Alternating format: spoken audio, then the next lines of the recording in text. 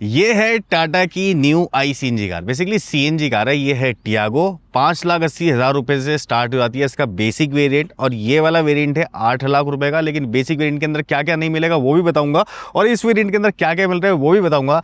मेरा नाम है Saurabh and you are watching king Indian. अगर वीडियो अच्छे लगे करें तो प्लीज़ सब्सक्राइब कर देना, बिकॉज सब्सक्राइबर्स की मेरे पास में बहुत ज़्यादा कमी है। तो चलो स्टार्ट करते हैं इस सीएनजी की गैस टैंक कैपेसिटी से। किसी भी सीएनजी कार में मेन इंपॉर्टेंस लगता है कि टैंक्स कहाँ रखे जाते हैं। तो मैं इसको ओपन किया और यहाँ पे देखोगे तो टैंक्स दिखेंगे नहीं, लेकिन आपको दिख रहा होगा कुछ कि ये चीज़ ऊपर की तरफ है।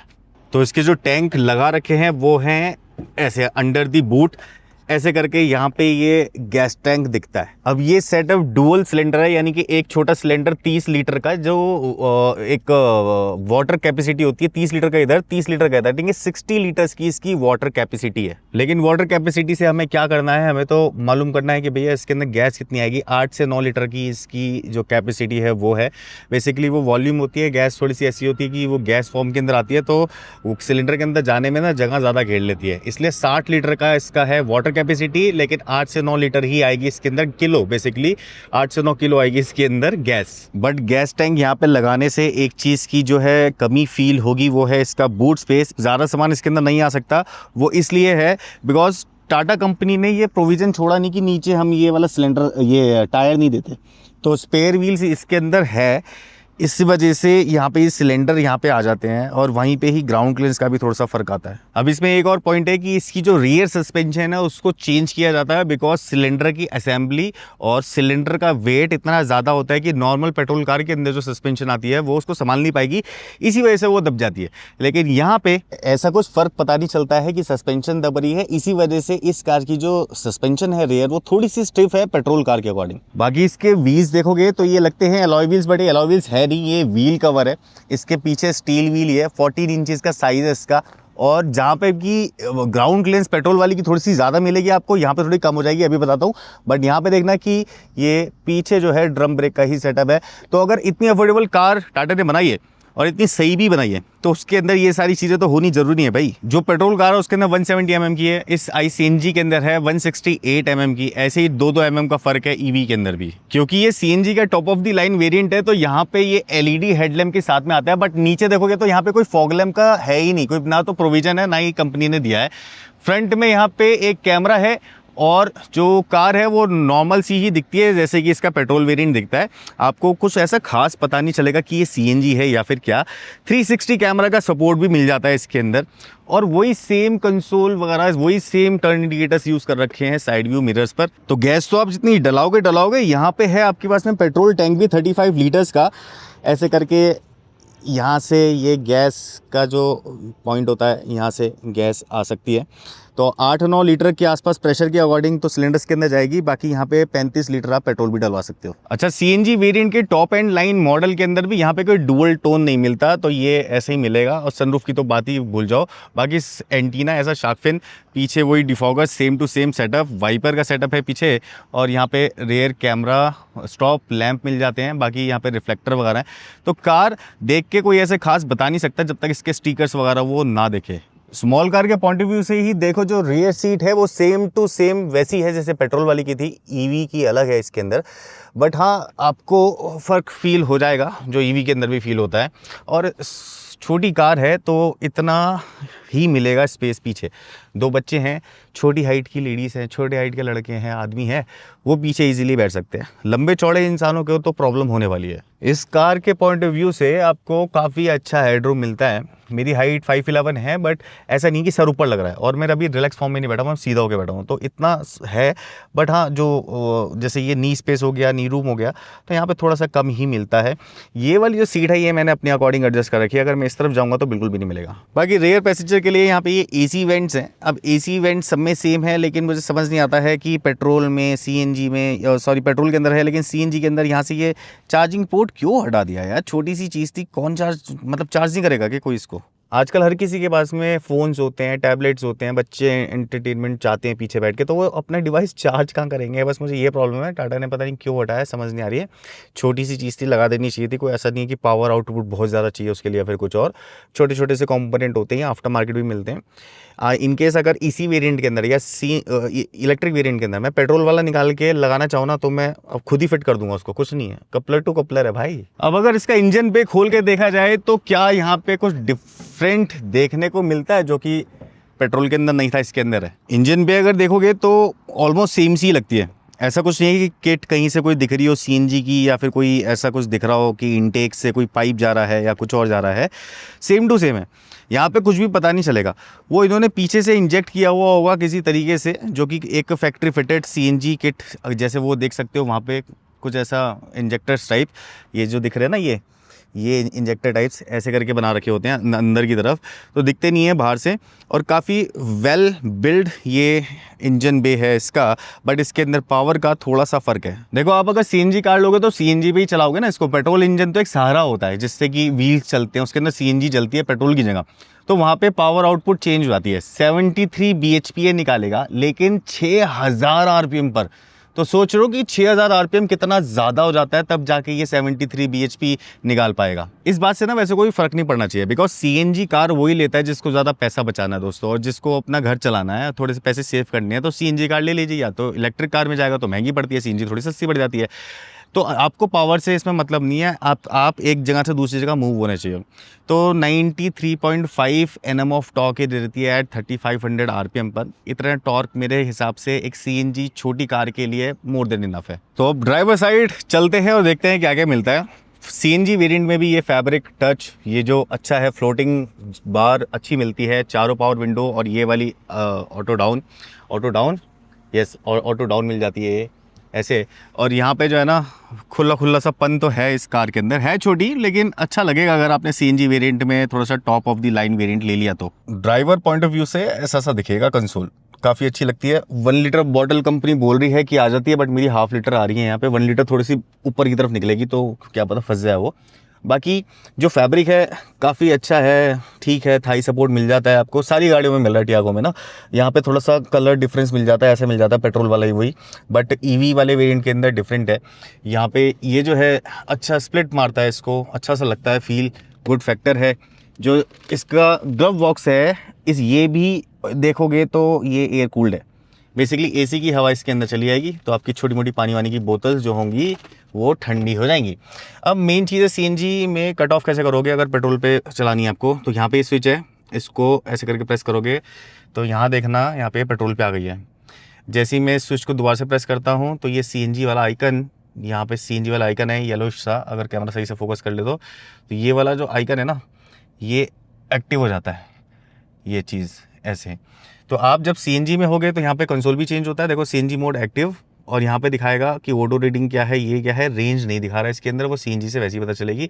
बाकी पेट्रोल के अंदर यहाँ पे ये सारी की सारी इन्फॉर्मेशन जो होती है नीचे की तरफ, ये सारी आ जाती है। आरपीएम यहाँ पे आ रहा है, और टाइम वगैरह, डोर, सीट बेल्ट वगैरह का, गियर कौन सी है, ऐसा करके यहाँ पे दिखेगा। ऊपर वाला सीएनजी का है गेज, नीचे वाला जो है ये है पेट्रोल गेज। और ऐसा सा दिखता है। थोड़ा सा मिड वेरिएंट के ऊपर जाओगे तो ऐसा सा दिखेगा। यहाँ पे क्रूज़ कंट्रोल नहीं है top of the line variant में भी, बेस वेरिएंट में तो कुछ भी नहीं मिलेगा। वहाँ पे स्क्रीन्स भी नहीं है, वहाँ पे जो है स्क्रीन्स पूरी हटा दी हैं, कुछ नहीं है बेस वेरिएंट में। वो बस कार है जो आप चला लो, बस दैट्स इट। यहाँ पे मीडिया से रिलेटेड कंट्रोल है। इधर देखोगे तो ऑटो हेडलैम्प मिल जाते हैं, ये चीज़ बहुत सही है, ऑटो हेडलैम्प। इस तरफ रेन सेंसिंग वाइपर्स मिल जाते हैं, तो है तो सही, काम अच्छा तो किया है टाटा ने। इसको एडजस्ट भी कर सकते हैं यहाँ से ना, स्टीयरिंग को, तो ऐसे करके टेलीस्कोपिकली एडजस्ट नहीं होगा, बट हाँ ऐसे ऊपर नीचे कर सकते हो आप इसको। तो यहाँ पे देखोगे तो एसी के अंदर मोड, जो एक एक्स्ट्रा मोड है इकॉन, वो ईवी के अंदर ही मिलेगा, बट इसके अंदर नहीं है। कौन कौन सी चीज़ें हैं वो देख लेते हैं। कंसोल सेम टू सेम वही है पेट्रोल वाला, सेम ऑलमोस्ट। म्यूज़िक सिस्टम वगैरह इसका वैसे ही है, नॉर्मल बेसिक सा है म्यूज़िक सिस्टम। मैंने एक रील बनाई है, उसमें आप देख लीजिएगा। यहाँ पे CNG का बटन है, हैज़ार्ड का है, लॉक अनलॉक, 360 कैमरा इसके अंदर मिल जाता है। कैमरा सबके अंदर सेम है, जो ये स्क्रीन है ये सबके अंदर सेम है। जैसे ही आप मिड से बढ़ते हो आगे की तरफ, यहाँ पे 3D व्यू पे चलते हैं तो बहुत अच्छे से फाइन ट्यून, कोई लैग नहीं, कोई कुछ नहीं, ये सारी की सारी चीज़ें हैं। इनफैक्ट कि दोनों ही वेरिएंट के अंदर अगर पेट्रोल भी लेते हो, CNG भी लेते हो, तो जैसे टर्न इंडिकेटर दोगे तो ये यहाँ पे ब्लाइंड स्पॉट मॉनिटरिंग है। मैं राइट वाला देता हूँ तो राइट वाले में भी ब्लाइंड स्पॉट मॉनिटरिंग है। बहुत ही क्लेवर डिसीजन है कि अपने 360 कैमरा से ही आप जो है ये ब्लाइंड स्पॉट वाला जो व्यू है ये दिखा दो। थोड़ा सा काट के दिखाना पड़ता है, उसके अंदर थोड़ा लैग आता है, फ्रेम रेट भी थोड़े से कम होते हैं। बाकी इससे आप साइड व्यू मिरर्स को एडजस्ट कर सकते हो। ये है रियर व्यू मिरर, ऐसा मैनुअल सा, यहाँ पे लाइट है, थोड़ी सी फ्लिमजी है, ऐसे करके हिलती है। बाकी फिर ये चीज़ समझ नहीं आती है कि यहाँ पे ये कटआउट क्यों है, इसको हटा देना चाहिए था, पूरा पैनल होना चाहिए था अगर यहाँ पे सनरूफ नहीं दे रहे थे। बिकॉज पहले सोचा होगा कि इसके अंदर सनरूफ लगाएंगे, बट प्राइस ब्रैकेट के अंदर नहीं आ रहा होगा, तो ये बन गया होगा पार्ट, इसकी डाई बन गई होगी, तो ये ऐसी का ऐसी लगा दिया, बस इसको बंद कर दिया, यहाँ से काटा नहीं है, तो थोड़ा सा गड़बड़ है यहाँ पे मामला। बाकी वैनिटी मिरर इस तरफ मिल जाता है। ये जो हैंडल्स हैं यहाँ, ये वाले जो फोल्ड होता है, बस एक ड्राइवर साइड तो खैर होता ही नहीं है, लेकिन कुछ गाड़ियों में ड्राइवर साइड भी आता है, बट यहाँ पे कोई ये वैनिटी मिरर नहीं है। AC ऑटोमेटिक है, जो कंसोल है बहुत अच्छा, मतलब क्वालिटी वाइज तो काफ़ी अच्छा लगता है यार। क्रोम का यूज़ हुआ है, पियानो ब्लैक यूज़ हुआ है, तो आपको पेट्रोल EV सब में ऐसे ही मिलता है, बस थोड़े से फंक्शन इधर उधर हो गए हैं। बाकी इससे आप जो है एयर फ्लो और इससे टेम्परेचर वगैरह मैनेज कर सकते हो, ऑफ ऑटो कुछ ऐसे करके यहाँ से वेंट्स चेंज कर सकते हो। अगर अंदर करना है अंदर, वरना एग्जॉस्ट करना है एग्जॉस्ट। यहाँ पे वायरलेस सपोर्ट, मैं फ़ोन निकालता हूँ वायरलेसली, यहाँ पे चार्जिंग CNG वेरिएंट में नहीं है, बट पेट्रोल वेरिएंट के अंदर मिलेगी, और EV वेरिएंट के अंदर भी यहाँ पे चार्जिंग नहीं है। मेन चीज़ है ये है गियर शिफ्टर। अब गियर शिफ्टर जो है ऐसा सा है कंसोल टाइप CNG के अंदर, बहुत ही अच्छे से मेरे को इसने दिखाया कि हाँ भाई क्या कर सकता है। अभी चला के दिखाता हूँ, बट ऑलमोस्ट की वैसी सी है जो पेट्रोल की तरह मिलती है, यही वही वाले फीचर्स हैं। यहाँ पे जो है कप होल्डर मिल जाता है, मैनुअल सी ये ब्रेक है, ठीक है, प्रैक्टिकल चीज़ें हैं, जो प्रैक्टिकल जो है वो चीज़ें अच्छी हैं। यहाँ पे 12 वोल्ट का सॉकेट मिल जाता है।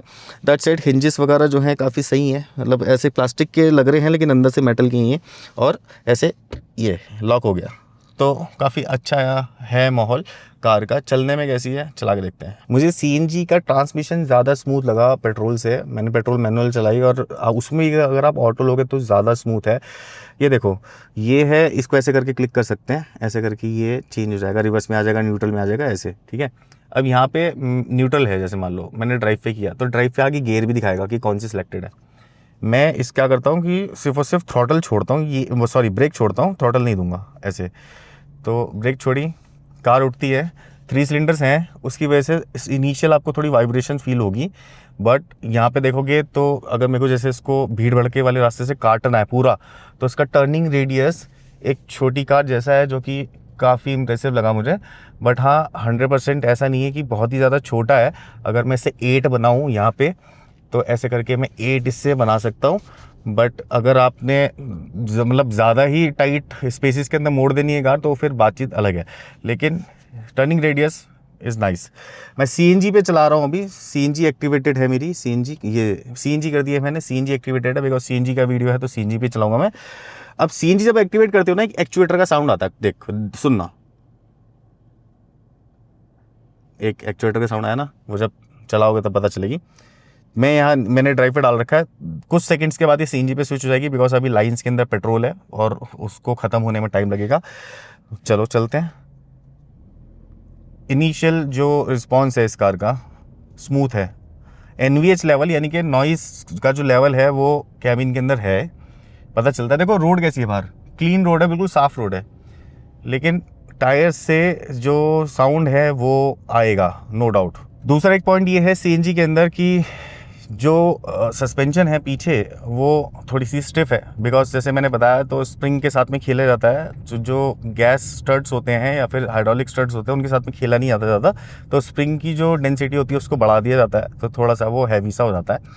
आगे आगे चलते रहो, एक चीज़ का कुछ और पता चलेगा आपको कि अगर हम जैसे वहाँ पे पत्थर है और मैं इसमें से निकालना चाहूँ ऐसे करके, तेज़ मोड़ना चाहूँ ऐसे करके, तो पेट्रोल से ज़्यादा बॉडी रोल इसके अंदर फील होगा अगर मैं ऐसे करता हूँ तो पेट्रोल से ज़्यादा बॉडी रोल इसके अंदर फील होगा। ये भी सही चीज़ है, क्योंकि भाई वहाँ पे सिलेंडर आ गया तो जो वेट मैनेजमेंट है वो थोड़ा सा हिल गया होगा। लेकिन उसको कैसे मैनेज किया है टाटा ने, ये टाटा के इंजीनियर्स अच्छे से जानते हैं। बट फिर से एक बार ये बॉडी रोल अगर देखोगे, हाई स्पीड में जा रहे हो और ऐसे करके बॉडी रोल किया आपने, तो हल्का सा बॉडी रोल है, ज़्यादा नहीं है, सिर्फ किसी को कोई फ़र्क नहीं पड़ने वाला। इन केस अगर आप सीएनजी लेने वाले हैं और इसकी ब्रेक्स चेक करना चाहते हैं, तो ब्रेक मैं 50 की स्पीड पे चेक करूँगा और यहाँ पे चेक करते हैं, ये सेफ रोड है, यहाँ से चेक करी 55 पे और ये मैंने ब्रेक कर दिया। ब्रेक के ऊपर अच्छा खेल गए हैं लोग, टाटा वाले ब्रेक पे अच्छा खेल गए हैं, बहुत अच्छे से ब्रेक कर रही हैं सारी गाड़ियाँ, ईवी हो चाहे, ईवी के अंदर थोड़ा सा मुझे लगा ग्लिच, बट पेट्रोल वाली जो है बहुत अच्छे से कर रही है। बिकॉज गाड़ी चलाओगे रोड पे, कभी इमरजेंसी ब्रेक करनी पड़ जाए तो पता होना चाहिए कि कैसी ब्रेकिंग है इसकी, लूज़ है, स्पंजी है। एक चीज़ है, सेरा के अंदर स्पंजी ब्रेक थी, नो डाउट, टाटा की ज़्यादातर गाड़ियों के अंदर स्पंजी ब्रेक्स होती हैं, लेकिन इस बार इन्होंने गेम चेंज किया है, R&D करी है, खेले अच्छा है और एग्जीक्यूशन जो है वो मुझे अच्छा लगा। अब इसको दोबारा से ड्राइव पे डालते हैं और ड्राइव पे डालने के बाद में इसको थोड़ा सा स्पीड पे भगा के देखो अगर, तो कैसी भाग सकते हैं। यहाँ पे ये गियर भी दिखाएगा, सेकंड गियर, थर्ड गियर, तो कुछ ऐसे ऐसे गियर शिफ्ट होंगे इसमें, और गियर शिफ्ट होते हुए पता चलती है, जैसे कार आगे चल रही है तो गियर शिफ्ट होगा तो ये पता चलेगा आपको कि गियर शिफ्ट हो रहे हैं। लेकिन अच्छा है, 100 की स्पीड पे तो मैं यहीं पे पहुंच गया, ये एक इंटरनल सी रोड है तो सही, ऑलमोस्ट सही स्पीड पे पकड़ पा रही है। हाईवेज पे आप इसको काफ़ी अच्छे से चला सकते हैं, बट हाँ ये है कि ज़्यादा रिस्क मत लेना। इन गाड़ियों को ना उन्हीं स्पीड पे चलाया जाता है जिन स्पीड पे जैसे जो इंजन RPM मांगते हैं, यानी कि इस पॉइंट ऑफ व्यू से मैं बात करूँ तो आप 85-90 की स्पीड लगाओ, 80 की स्पीड लगाओ, माइलेज भी अच्छी मिलेगी आपको और कार भी स्टेबल रहेगी, कंट्रोल के अंदर रहेगी। अब चलते हैं थोड़ी ऊबड़ खाबड़ जगह पे और फिर देखते हैं कि इसकी जो रियर सस्पेंशन में बता रहा था वो उसमें कितना डिफरेंस है। तो गाइज मैं एक ऐसी जगह पे आ गया हूँ जहाँ पे रोड थोड़ी सी है ही नहीं, बेसिकली थोड़ी सी क्या है ही नहीं, तो यहाँ पे गड्ढे हैं। अब देखो ये लोग गड्ढे बचा के चलेंगे ना, मैं इन गड्ढों के ऊपर से निकालूंगा, तो मैं यहाँ से ये निकालता हूँ, ये तो ध्यान रखना मैंने क्या बात बोली थी कि स्प्रिंग की जो मोटाई होती है उसको थोड़ा सा बढ़ाया जाता है, तो यहाँ पे वो चीज़ फ़र्क फील होती है। आप अगर पानी में से निकाल रहे हो, ऐसे कच्चे रास्तों में से चला रहे हो, तो आपको काफ़ी तेज़ झटके लगेंगे अगर ऐसा वाला हम बात करें तो। लेकिन एक बात करूँ, पेट्रोल वाले वेरिएंट के अंदर जो सस्पेंशन है बहुत स्मूथ है, बिकॉज उसमें पीछे कोई वेट ऐड ऑन नहीं हुआ हुआ, इसके अंदर पीछे वेट ऐड ऑन किया गया है, इसी वजह से सस्पेंशन को थोड़ा मोटा और स्टिफ किया गया है, और वो एक अच्छी बात है। अगर सॉफ्ट सस्पेंशन के अंदर ये कार को बना दिया जाए CNG वेरिएंट में, तो कार पलट जाएगी मोड़ पे, क्योंकि कार फिर फ्लिमजी हो जाएगी, पीछे से ज़्यादा ऐसे ऐसे करके वो जंप खाएगी। तो वहाँ पे जो इंजीनियर्स होते हैं बहुत अच्छा एक क्लेवर डिसीजन लेते हैं कि वहाँ पे सस्पेंशन को इतनी स्टिफ कर दो कि सामने वाले बंदे को पता भी ना चले कि सस्पेंशन स्टिफ है, और वहाँ पे काम भी हो जाए, सारे जो सिलेंडर हैं वो रख भी लिए जाए, और वहाँ पे हमारा जो है ओवरऑल सेटअप भी सेट हो जाए। तो ओवरऑल देखा जाए तो CNG वाले वेरिएंट को मैं नंबर देना चाहूँगा 8.9 आउट ऑफ 10। 1 नंबर की कमी है बस, छोटी मोटी चीज़ें, लेकिन बहुत ही बढ़िया चीज़ है ये। तो 9 नंबर मिल गए इसको, जो कि मैंने EV और पेट्रोल को भी नहीं दिए, क्योंकि CNG मुझे पर्सनली काफ़ी अच्छा लगा। आप लोग बताओ आपको ये वीडियो कैसा लगा, अच्छा लगा नहीं लगा? अगर अच्छा लगा तो प्लीज़ सब्सक्राइब कर लेना और एक प्यारा सा कमेंट तो करके जाओ कि आप अभी कौन सी कार यूज़ कर रहे हो। नेक्स्ट वीडियो मिलते हैं, तब तक के लिए बाय बाय।